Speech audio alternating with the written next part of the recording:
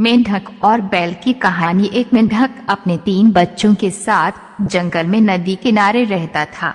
उन चारों की दुनिया जंगल और नदी तक ही सीमित थी। बाहरी दुनिया से उनका कोई वास्ता नहीं था। खाते पीते बड़े आराम और मजे से उनका जीवन कट रहा था। मेंढक हृष्टपुष्ट था। उसके बच्चों के लिए वह दुनिया का सबसे विशालकाय जीव था। वह रोज उन्हें अपनी बहादुरी के किस्से सुनाता और उनकी प्रशंसा पाकर फूला नहीं समाता था। एक दिन मेंढक फ्रॉग के तीनों बच्चे घूमते घूमते जंगल के पास स्थित एक गांव में पहुंच गए। वहां उनकी दृष्टि एक खेत में चरते हुए बैल पर पड़ी। इतना विशालकाय जीव उन्होंने पहले कभी नहीं देखा था। वे कुछ डरे, किंतु उसकी विशाल काया को देखते रहे। तभी बैल आँख ने हुंकार भरी और मेंढक के तीनों बच्चे डर के मारे उल्टे पांव भागते हुए अपने घर आ गए।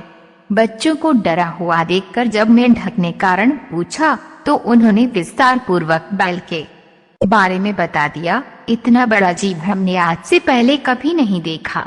हमें लगता है दुनिया का सबसे विशालकाय जीव आपने ही वे है। अपने बच्चों की बात सुनकर मेंढक को बुरा लगा। उसने पूछा, वह जीव दिखने में कैसा था? उसके 4 बड़े बड़े पैर थे, एक लंबी सी पूंछ थी, 2 नुकीले सींग थे। शरीर तो इतना बड़ा कि आपका शरीर उसके सामने कुछ भी नहीं। बच्चे बोले। यह सुनकर मेंढक के अहंकार को जबरदस्त ठेस पहुंची। उसने जोर के सांस खींची और हवा भरकर अपना शरीर फुला लिया।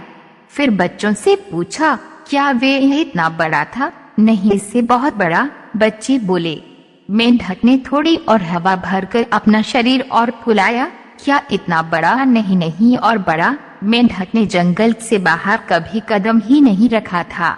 उसे बैल के आकार का अनुमान ही नहीं था, किंतु उसने मानो जिद पकड़ ली थी कि अपने बच्चों के सामने स्वयं को नीचा नहीं दिखाना है। वह जोर से सांस खींचकर ढेर सारी हवा अपने शरीर में भरने लगा। उसका छोटा सा शरीर गेंद के समान गोल हो गया, किंतु इतने पर भी वो नहीं रुका। उसका शरीर में हवा भरना जारी रहा। उसने इतनी सारी हवा अपने शरीर में भर ली कि उसका शरीर वह संभाल नहीं पाया और फट गया। अपने अहंकार में मेंढक के प्राण पखेरु उड़ गए। सीख, अहंकार पतन का कारण है।